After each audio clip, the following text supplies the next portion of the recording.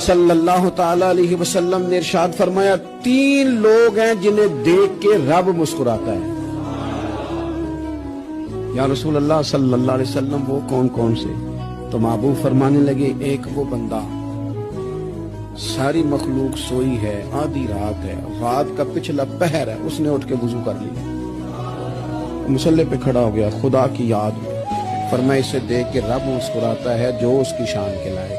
मेरे नबी पाक सल्लल्लाहु ताला अलैहि वसल्लम फरमाते हैं, जब मुसलमान नमाज के लिए सफ़े बनाते हैं, तरतीब लग रही होती है, अब अल्लाह की बारगाह में खड़े होंगे, क़याम करेंगे, रुकू करेंगे, सुजूद करेंगे, फरमाया जब मोमिन सफ़े बनाते हैं तो रब देख के मुस्कुराता है, मुस्कुराता है।